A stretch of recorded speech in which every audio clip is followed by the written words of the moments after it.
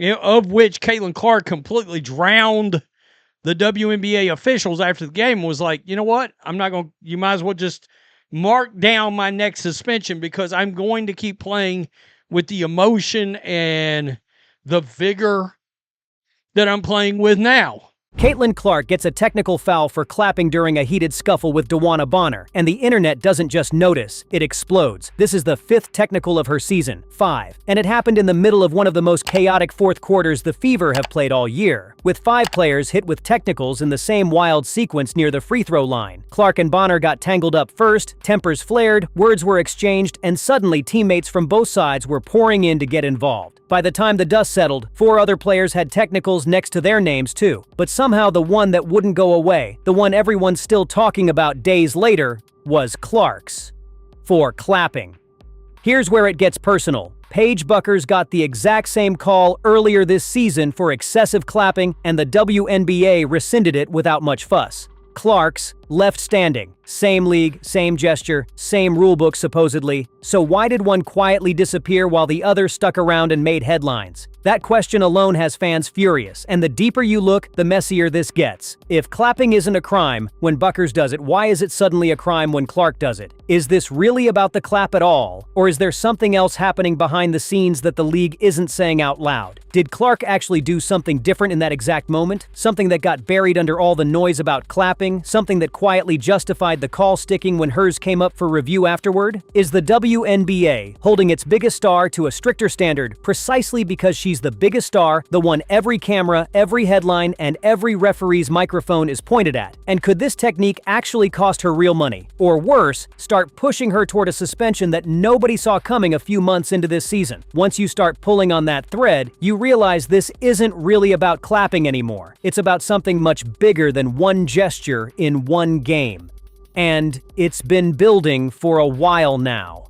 By the end of this video, you'll know exactly why the league let Clark's tech stand while Beuckers got wiped clean without controversy, what Clark herself said when reporters pressed her on it post-game, and what this means for her technical foul count as she edges closer to suspension territory than most fans realize. I'll walk you through the scuffle that started it all from the very first tangle near the free throw line, the specific wording officials reportedly used to justify the call sticking, and why this isn't the first time Clark's emotion on the court has drawn extra scrutiny compared to other players around the league this season. We'll also get into what the Fever are reportedly planning to do about it, whether an appeal even has a real shot at overturning this, and what it could mean for the rest of her season if it doesn't. But before we dive in, do you think Clark's technique should have been rescinded, just like Beuckers, or was there something genuinely different about her moment that made it stick? Let me know what you think in the comments. The officials after the game was like, you know what? I'm not going to, you might as well just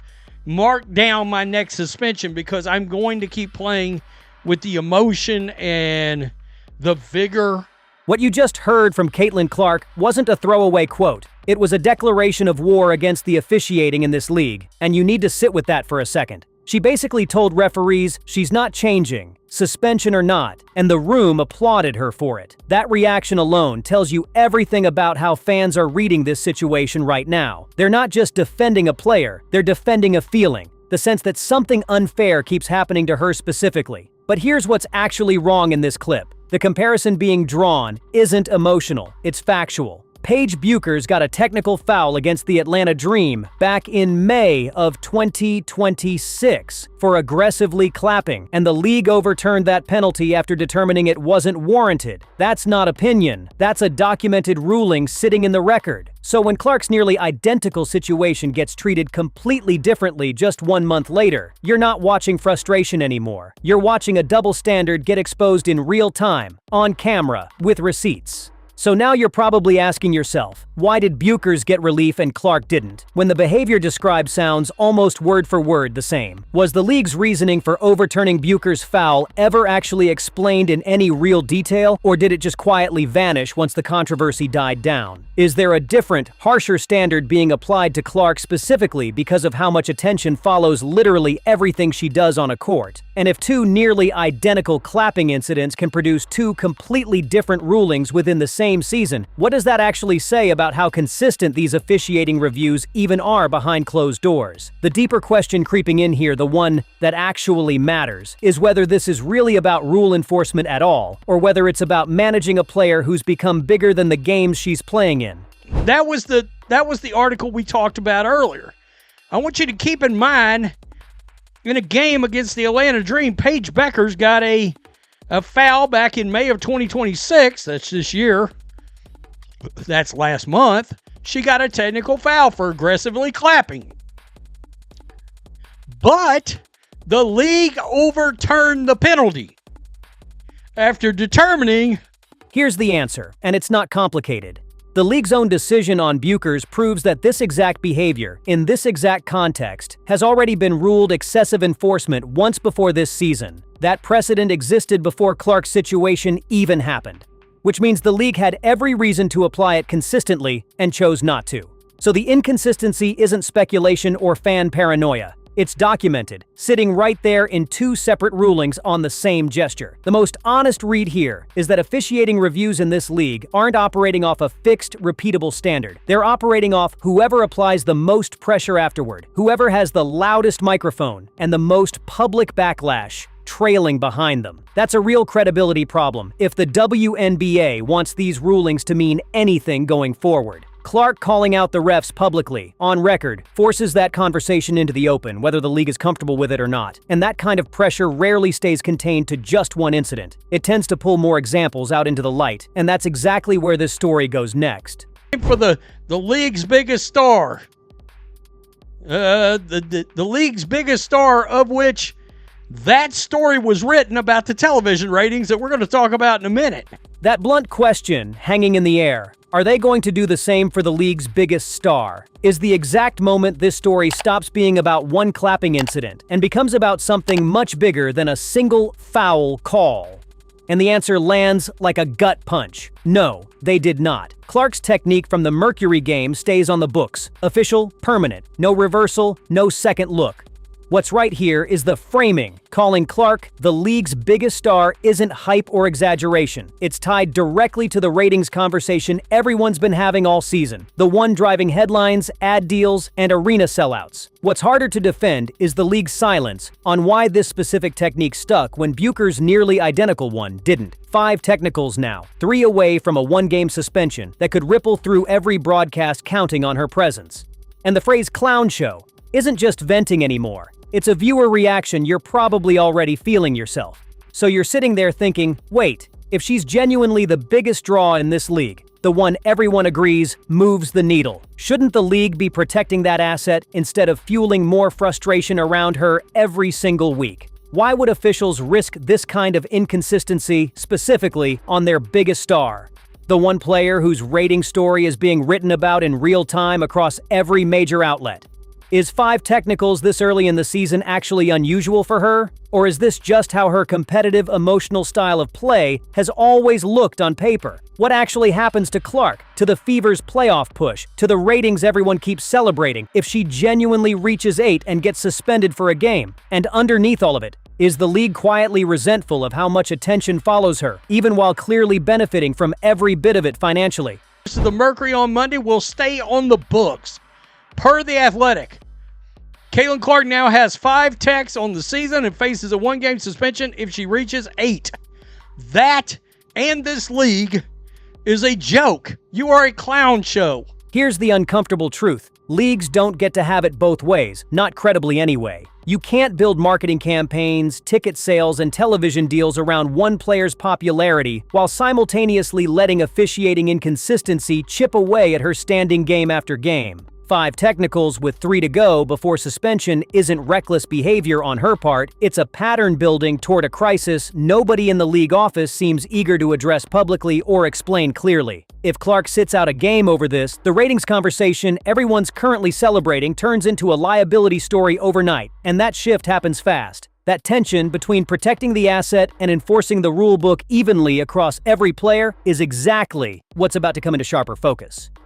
And the idea that Caitlin Clark could even be, that they would put her in a more of a position to potentially miss any game Because even though they're not paying any money to get in to see Indiana Fever games at home, road games, people are still paying real money to get into those games.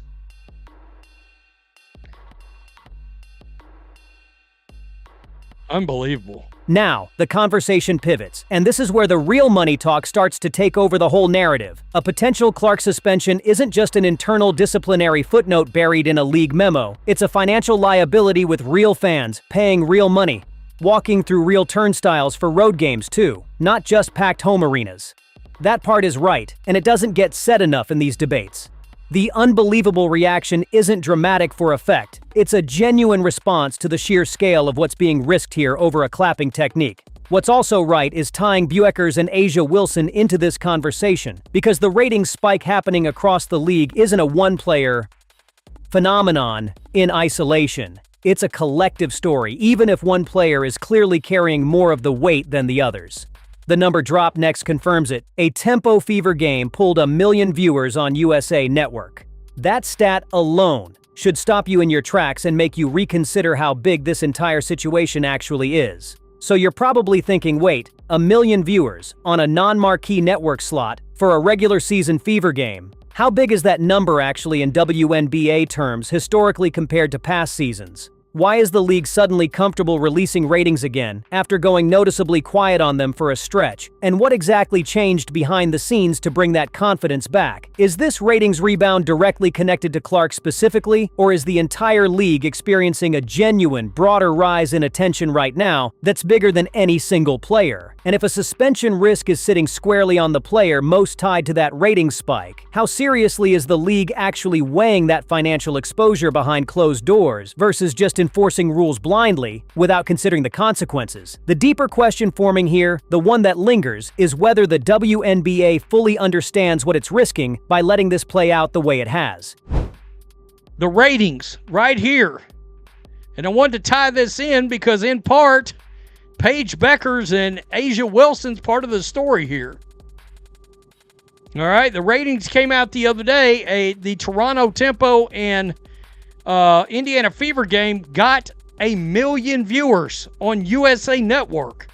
It's funny, now that the ratings have kind of rebounded. Here's the honest take. 1